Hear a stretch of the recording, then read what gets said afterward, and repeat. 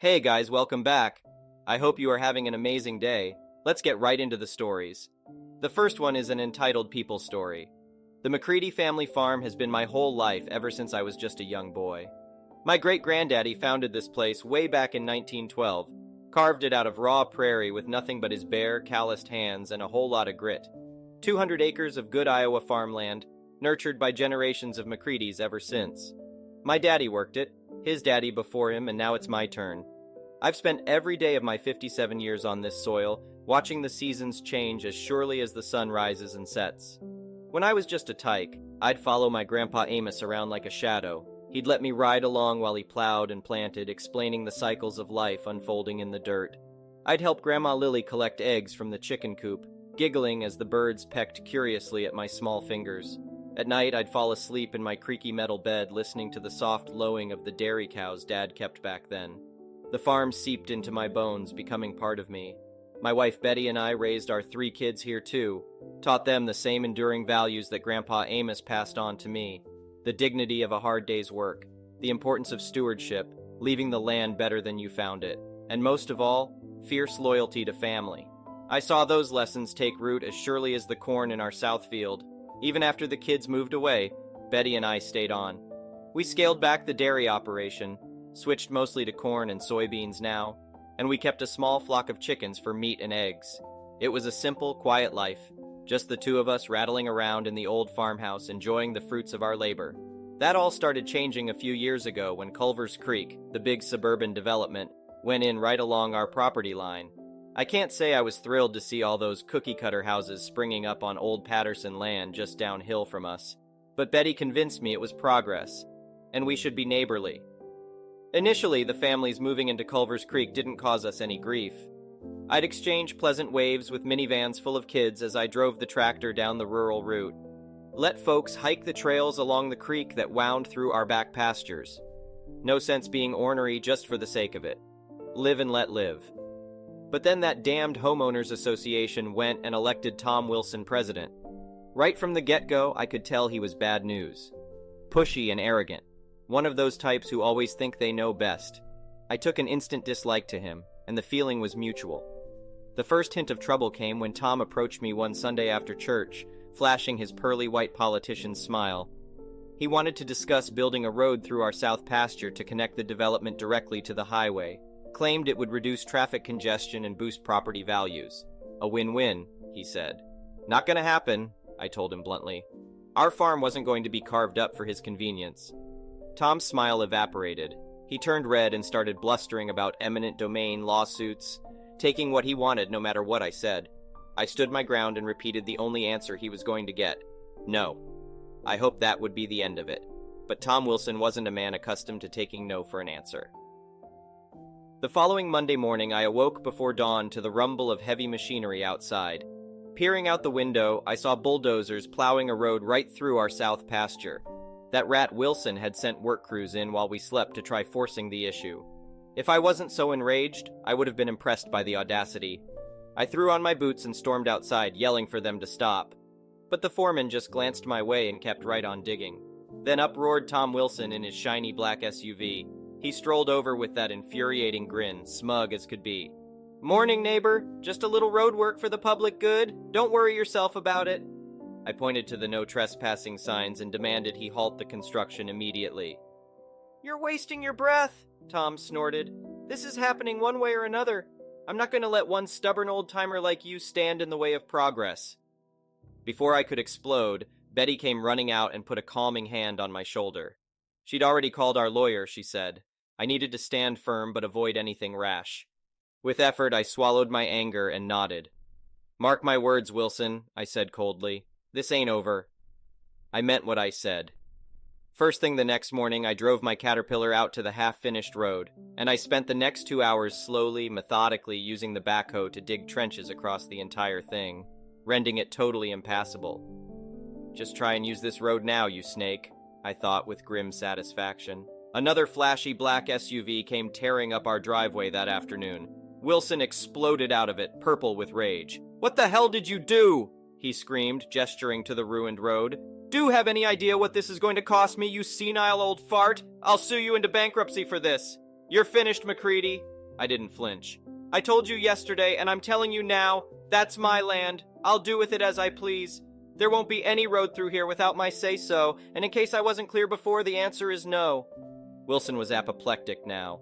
His hand disappeared inside his suit jacket and re-emerged clutching a small pistol. Before I could react, he pressed the muzzle hard beneath my chin. You listen to me, you worthless piece of trash, he hissed through clenched teeth. Either those trenches get filled back in and this road gets finished, or I'll splatter your idiot brains all over this field right now. I forced myself to stay calm, staring back into his hate-filled eyes. Go ahead then, but if you do, you'll spend the rest of your life in prison, and this land will still never belong to you. For a long, terrible moment, I thought he might actually pull the trigger, but finally Wilson's shoulders sagged, and he let the gun drop to his side. He knew I was right. This isn't over, old man, he muttered sullenly. You'll pay for this. I watched him passively as he climbed into his SUV and sped away. My hands didn't start shaking until he was out of sight. Word got around quick about the confrontation. The sheriff paid me a visit that evening, took my statement. They picked up Wilson a few hours later and hit him with assault, trespassing, and weapons charges. Last I heard, he was looking at 5 years minimum.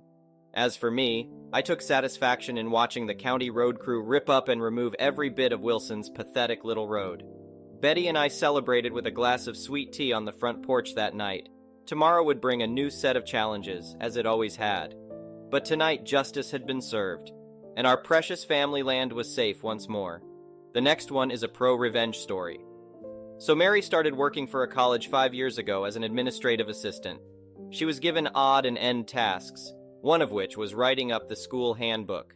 She noted in the handbook that staff were required to take time for professional development. After some years and a few promotions, she lands a manager position in the department and spearheads an initiative to have all staff under her have approved time to attend professional development conferences. Karen always rejected this idea, but Mary decided one day to go to Karen's boss. We will call him Bob. Bob is great. Once Mary has enough weight in the college, she went around Karen and got Bob to approve conferences for everyone in the department. For the next year or so, everyone got to choose any conference around the continental USA to attend on the company's dime. Everyone would come back with notes taken at every session attended, attached with a conference itinerary, and given to their direct superior as proof of attendance. The employee would also present key points learned from their conference at a weekly departmental meeting. It was a pretty simple morale-boosting opportunity, until someone had to abuse it. Karen had been bragging to other department directors as well as to Mary about swimming with dolphins during her recent travel to a conference. Mary didn't think much of it, as usually there was sometimes a free morning or afternoon to do as you please at these conferences. My wife told me this during our nightly pillow talk, and having been raised in Orlando, where Karen decided to attend a conference, my head popped up and I asked, "Where?" Mary replied with a well-known location run by a well-known company with a whale for a logo. I quickly replied, "They close at 5:30. When did Karen have time for this?"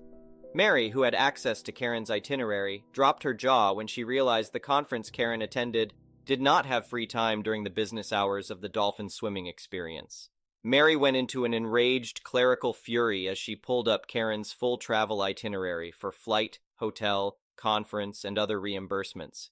The school does most departmental work online, and therefore the school's server can be accessed remotely from secured or approved devices like Mary's phone. She also checked the website where Karen went swimming to confirm the hours of operation. According to the record submitted, there was no way Karen had time to swim with dolphins during the experience's normal business hours without missing part of this conference. According to Karen's itinerary, she was supposed to have attended all sessions. Mary worked hard to have the privilege to travel the country to attend conferences, and Karen just messed it all up. Mary eventually wrote all of this up, attached the itinerary documents, attached photos of the encounter, and apparently from other theme parks that Karen had neglected to mention, from social media, attached the hours of operation, and sent all of this to Bob. Mary texted me about an hour after she got to work the next day, saying Bob was livid. He was currently in the process of questioning everyone Karen had bragged to see if the stories all matched up. A few days later, Karen was fired from the company for only attending one session of the 3-day conference, lying about her filed report, using company funds for travel, hotel, and food to go play at theme parks, and for submitting a time card to get paid while doing all of that. Although Mary's name was anonymous throughout all of this, Karen seemed to blame Mary anyways. Karen sent mean and dark texts to Mary several times until the school could send a cease and desist. Worst of all, I guess Karen's husband was a deadbeat. So not only did Karen have to trade in her massive SUV for a smaller vehicle, she had also just signed on a new house only days before she was fired and now had no income to support the said home. I'm not completely cynical, people shouldn't be homeless, but Karen had also taken credit for a lot of Mary's work, made Mary do Karen's workload while Karen went AFK, and many other instances of foul play I can't remember because there's so much pillow talk. Needless to say, Karen reaped what she sowed. The next one is a petty revenge story. On a day I was off work, I was craving a sandwich at lunchtime on a hot day. I traveled to the nearest subway and got in line. As it was noontime, there were quite a few people in line, and as many places they seemed understaffed. I get that everyone is doing the best they can. The young teenage girl was the only one making sandwiches while a manager was ringing up the orders when not helping with condiments. So, while waiting in line at Subway with about 6 others, I was behind a group of 3 old ladies, the Karens of this story. While not the spitting image of most Karens, you could tell from how they talked with each other they were the kind of women with resting bitch faces. So it came time to have their sandwiches made, and of course every one of them wanted a very custom sandwich. This meat, that cheese, is a little too much. I want it toasted more. That is too much. I want to switch the bread. On and on, it was annoying as the girl tried to keep up but was getting frustrated and stressed. Then the manager stepped over, trying to help, but with these women, they were not happy with anything. After 15 minutes of making each of these ladies sandwiches, it finally came time to pay. Down to the register they went as my meatball sub was quickly made and passed down. I am plain bread, meat, and sauce, a little ranch. So I waited behind them. The manager rang up the old ladies, and when the total came out to around $30, they went off again. I'm not saying that they started to squeal. We waited forever to be served, and then you two couldn't even make a sandwich. We want it free, they whined. I was fed up with it, and after it continued for a few minutes, I stepped up and said I'd take the sandwiches and add them to mine. The old ladies grinned and thought they had won. I paid for the 4 sandwiches now and added my drink and chips. After my card was approved and I was handed my receipt, I picked up my newly purchased sandwiches and got my drink. As I started leaving, the old ladies went to sit at a table. After getting my drink, I headed to the door to leave with my food in hand. Excuse me, you still have our food. Are you not going to bring it to us? One of them held up the receipt. Nope, I paid my money for my food and will take them back to work, I replied as I headed to the door. This got the old ladies to get up and chase me out the door, which I didn't mind. The staff had enough of them, and I can take some abuse from crazies. You need to give us our food or we will call the cops and have you arrested, one of them threatened. I knew this was dumb, but as I said, nothing better to do on a day off. Please be my guest. I assure you they won't be doing anything about this, I calmly responded. One of them started to pull out a phone and call while the others began telling me how I must love stealing from old ladies and how they knew this person or that person and I would be in jail for a long time. Well, they called. I stood there not saying a word, which is hard to do when being belittled. But I had the store crowd watching by this point. Soon enough, a few units pulled in, and as they got out, a look of confusion crossed their faces. Officer, are you the guy they called about because you matched the description? Me. Yeah, I am who they called on. Officer. You stole their sandwiches and demanded money from them. Me. Well, look into it. Ask the clerk and manager who paid for the sandwiches, and look at this receipt. One officer walked into the store, spoke with the staff, and watched the video while the other listened to these women insinuate that I took the food from them. The shock was priceless once the other officer came out and confirmed I paid for them, and the store also wanted the 3 of them trespassed for causing a disturbance. I was released to leave, but decided to go back in and eat. The 3 women were banned and left with an even more sour look, and the manager brought over a cookie telling me it was on her. The next one is a malicious compliance story. I used to work at Sonic as a car hop. I usually worked from 4 or 5 until closing. One day, I was cleaning up all the drinks the day shift left behind, and I found a can of Monster. I grabbed it and walked around asking everybody who was working. The manager, Robert as usual, was talking to his girlfriend on the phone, based on the conversation content. When I asked if it was his, he looked right at me, shook his head, and turned away without saying anything. After I finished asking everybody else, I dumped it out and threw it away. 30 to 45 minutes later, he came up front and went to throw away his trash. He saw it in the trash. He was livid. He started screaming, grabbed it out of the trash, and shoved it in people's faces, asking if they threw it away. I told him they didn't. I did. He cornered me against the wall and screamed in my face that I was going to leave and buy him a new one. 2 things. The monster can was probably half full, if that. And I hate being yelled at. Besides, I had asked him. We got into this huge fight about it, with him demanding that I replace it and me telling him to duck off. This went on for 2 hours. It was slow because it was winter, so he sent everybody else home. He was cooking. Finally, he told me I was either going to buy a new one or go home. It was 7 o'clock at this point, and we closed at midnight. I grabbed my stuff and went to clock out. He said if I didn't go get him a new drink, I was fired. I said, "Okay, see you never." Not even 5 minutes after I left, the GM, Jeremy, called me asking why I left. So I told him what happened. He said the other manager couldn't fire me, as only the GM had that authority, and asked me to go back and finish the shift. I told him I couldn't do that with Robert yelling in my face like that and that I would return the next day. So Robert was stuck for the rest of the night. Nobody else, not even Jeremy, would come in. He had to cook and run orders by himself for 5 hours. It pissed off a lot of customers. When I went in the next night, he asked why I was back since he had fired me, and it was a joy to tell him he couldn't do that. He held a grudge for 3 whole months. The next one is an entitled People Story. I'm 29 and I had been dealing with this for some time, but recently it became ridiculous. My grandmother is the most special person I ever knew. And by special, I mean one of the most frustrating, entitled, narcissistic, condescending idiots on earth. She believes that she is the matriarch of the family, the highest authority that we all must obey. And for that, she has done a lot of things to the whole family over the years. And recently I became her main objective. A couple of months ago, she organized a family meeting at her house, thinking it was just a family meal. We all went, and when everyone was there, she revealed her true intentions. It was a trap. Apparently, someone told my grandmother that I was dating a girl, my girlfriend, and basically, she exposed me to the entire family. At that moment, I hadn't even told my parents about it yet. The following 30 minutes were a non-stop humiliation in front of my entire family, with her saying how much of a failure I was, a shame to the family, a sinner, and how embarrassed she was that all her church friends knew I was a shameless pervert. When I couldn't take her crap anymore, I got up from my chair, only to be slapped in the face by her for disrespecting her. After seeing that, the rest of the family finally intervened, pulling her away before she tried to pull my hair.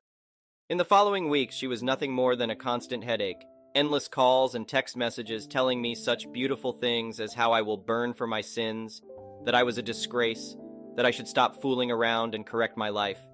She even lectured my parents, demanding that they correct me, make me quit my job and find a husband because that was the right thing to do and what I should be doing. Also, she took every chance she got to say how evil and selfish I was for ruining her good image. Last Saturday, she outdid herself. While I was in my apartment, there was a knock on the door, and when I opened it, I saw that it was her. By that point, I was no longer trying to hide my displeasure from her, and I just said, "Ah, it's you. What do you want?" Without being invited to come in, she went into my house, began to look around the place with an obvious gesture of disgust and disapproval on her face, and then turned to look at me with that look of superiority, as if she were doing me a favor just by being there. She told me that she had already given me more than enough time to reconsider and correct my life, so she was there so that I could apologize to her. I just laughed sarcastically and told her that she was crazy and that she could go now. She then started lecturing me with the same speech again, but I didn't take it. I interrupted her and let out all the things I've wanted to tell her for a long time. That she was a stupid old witch, that she was not an authority figure to anyone, that her presence alone ruins our day, that nobody can stand her, that she is such a horrible and suffocating grandmother and mother, that she should not find it strange that none of her children love her or visit her unless she forces them to. I knew I had hurt her by the way she tensed her face and how she tried to hide the tears in her eyes. It was then that she said, "Enough. I can see that you don't understand the good way, so I will have to correct you in the old way. Give me the keys to this place. You will return to your parents, and you will be grounded until you learn to obey and do what I ordered." I still had the keys in my hand from when I opened the door, to which she extended her hand, as if waiting for me to give them to her. I laughed. I laughed out loud. This was too ridiculous that I couldn't take it seriously. And apparently that made her so mad that she lunged at me, trying to grab my keys. We struggled, there were screams, things falling out of place. The damn witch even got to the point of digging her nails into my arms and biting my hands. The scandal was such that a couple of neighbors went out to see what was going on, and when my grandmother saw them, she started shouting that I was a thief and was trying to rob her house. Obviously, they didn't believe her. They were my neighbors, they knew me. They separated her from me, and when she saw that they did not believe her and that I would not obey her, she threatened me with, "Your parents will know about this," and left. Since then, she has been telling everyone how I insulted her and violently attacked her. We all know her. We all know she is a liar. She just makes everyone's lives harder. Thank you for watching. I would really appreciate it if you could like the video and subscribe to our channel if you haven't already. We'll see you again tomorrow.